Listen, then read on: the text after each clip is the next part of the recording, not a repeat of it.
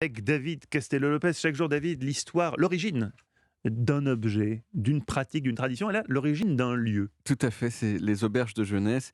Les auberges de jeunesse qui sont vraiment des endroits où on va pour rencontrer des gens au pluriel, mais en fait, on rencontre toujours la même personne à chaque fois. Alors bien sûr, cette personne, elle s'incarne dans des visages qui peuvent être différents. Ça peut être une fille maigre avec des dreads, un garçon israélien avec des gros muscles qui décompresse après son service militaire. Ça peut être un intermittent du spectacle qui dépense ses indemnités, mais au fond, c'est la même personne. Et cette personne, elle ne dit que deux types de choses, à savoir, un, la semaine dernière, je suis allé dans telle ville, la nourriture était très mauvaise, mais les gens étaient hyper sympas.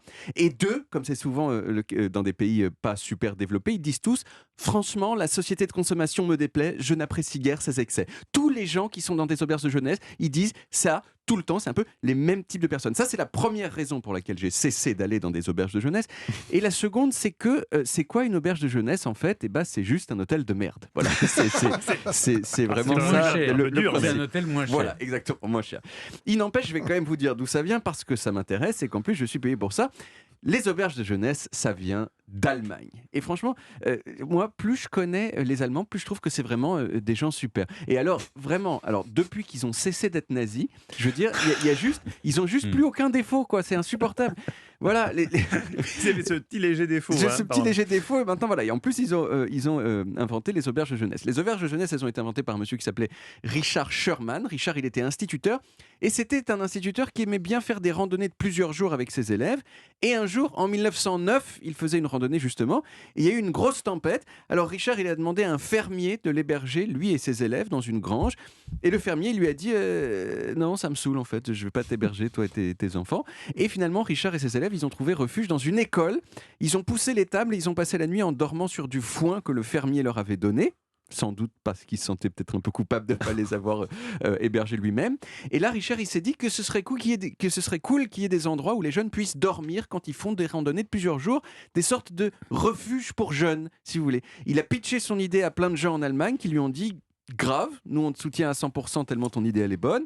Il a rassemblé l'argent nécessaire et en 1912, il a ouvert la première auberge de jeunesse de l'histoire du monde dans le château d'Altena en Allemagne, qui existe toujours. Les chambres originelles, ce sont des musées maintenant, donc on peut y aller si ça vous intéresse. Ouais. Il a aussi voyagé un petit peu partout pour développer son idée et la vendre, et ça a eu un succès assez immédiat dans le monde entier.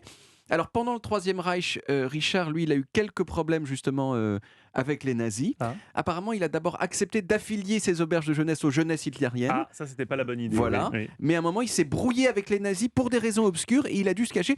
Alors pourquoi est-ce que je suis un petit peu flou dans ce que je dis? Peut-on vraiment se brouiller avec les nazis pour des raisons obscures? Ou est-ce que la raison ne coule pas de source Ne coule pas de finalement source, c'est que je ne suis. En fait, ils aiment pas qu'on soit moins nazi que les nazis, c'est ça. Voilà. Je suis quand même un tout petit peu flou dans ce que je raconte là. Et si je suis flou, c'est que ce que je dis, ça vient. En fait, c'est décrit. C'est comme ça que c'est décrit dans la seule source fiable que j'ai trouvée sur l'histoire de Richard. Source qui en plus est en allemand. Hein, et je vous l'avoue, j'avais fait un bel effort pour apprendre l'allemand pendant l'occupation, mais aujourd'hui, je suis un petit peu rouillé. Voilà. Quoi qu'il en soit, depuis 1932, il y a une association des auberges de jeunesse dans laquelle il y a aujourd'hui 4000 auberges, sans compter bien sûr les milliers d'autres qui ne sont pas dans l'association. Richard, lui, il est mort en 1961, mais je pense qu'il n'aurait pas trop kiffé ce que sont devenues les auberges de jeunesse aujourd'hui, parce que je pense pas qu'il avait prévu que 100 ans plus tard, ce serait devenu un repère de gens qui disent en boucle « Attends, mais moi, je vais te dire un truc, je veux te dire le capitalisme, c'est le cancer de la société, quoi. » J'en ai marre, voilà, c'est ces gens-là qui m'énervent. Merci Qui vous énerve beaucoup. aussi, visiblement. Alors que descendre dans un hôtel 5 étoiles, c'est quand même plus Ben oui, convivial. c'est quand même vachement C'est mieux. plus Quoi. convivial, effectivement. Ce n'est Et pas c'est Stéphane moins qui dira la le société contraire. de consommation.